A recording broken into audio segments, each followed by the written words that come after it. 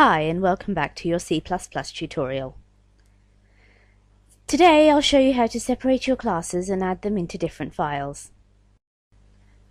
Computer programmers like to separate their classes into different files because when they work with them later on it makes it easier for them to manage and edit them. When there's a massive program of hundreds of classes, we don't want all those classes in the same text file. It becomes far too huge to manage. By separating them, it makes it easier to work on.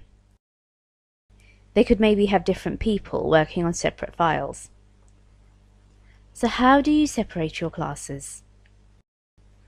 We want to add a new class to a basic program. First we press File, New Class, then you'll have a new pop-up box come up. First we have to name our class, any name. Let's call it Pancake. Now you'll notice a few boxes are ticked by default. These are things we won't be using or needing at the moment. There's something called a destructor, so you'll need to uncheck virtual destructor and has destructor. Also, I feel it's better to keep all the class files in the same directory as my main file. So tick that box. This way all of our files will be in the same directory or folder as our main CPP file. Once you've checked all your settings, then press Create. This will now create a couple of files. This, you'll notice, will be different to how we created a class in previous tutorials. We'll be separating it into two files. By default, CodeBlocks automatically created a template of the two files we need. One is a .h, which is called the header file, and one is a .cpp, which is called the C++ source file. This is where we will be writing the code. So what is the header file? This is where we will put our class's function prototypes and variable declarations. If you remember in a previous tutorial, I'd said whenever you make a function, you could prototype it above main, so later we'll be putting all the prototypes in the header. The .cpp file is where we will build the functions. So in simple terms, this is where the titles go and this is where the bodies go. So first we'll eliminate this private and protector as we don't have those as yet. Anyway, now copy and paste the .cpp file here. Both .cpp files should have the same things, include iostream and using namespace std.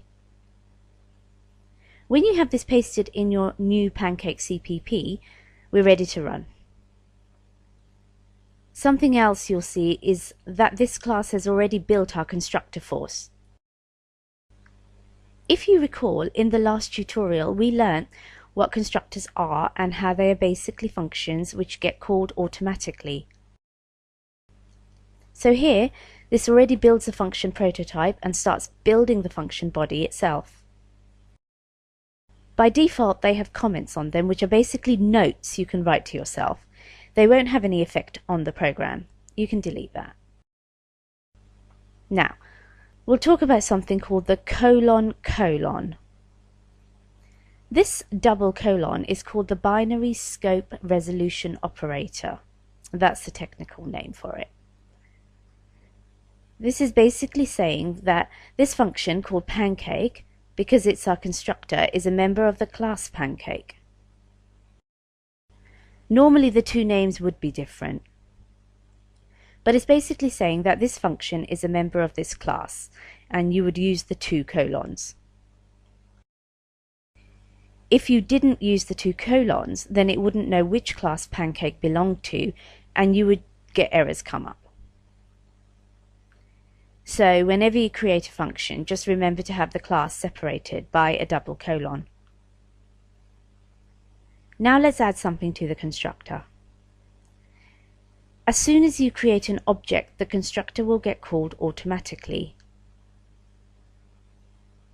Type something, maybe sugar and spice, then type endline. Now, whenever we create an object from this class, it will print sugar and spice on screen. Before we run this program, just as a sideline, we'll just talk about one more thing, and that is, why do we have to separate the .h and the .cpp file? Why have they not been made in just one file? The reason is because whenever programmers are working on it, or if you're selling it on the internet, you will want to compile this and change this all into ones and zeros. You'll be giving the other programmers the prototypes and the titles of the function. You already built the functions and they work perfectly, so the programmers do not need to change it. They just need to use the functions. So basically, when you distribute this, they will get compiled and the programmers will have access to your functions but will not be able to change the function bodies. So this is the reason they have to be separated. Anyway, back to classes. If you want to use objects from different classes in our main CPP, you need to include the headers. So similar to your pancake.cpp, include the header. The header needs to be included here too. Once you've included the header, you can use objects from that class. As the constructor is printing on screen sugar and spice, you can then build an object. To build an object, you type the class name and an object like Jaguar, then build and run. And you can see sugar and spice comes up on the screen. So, to recap, how to make a new class.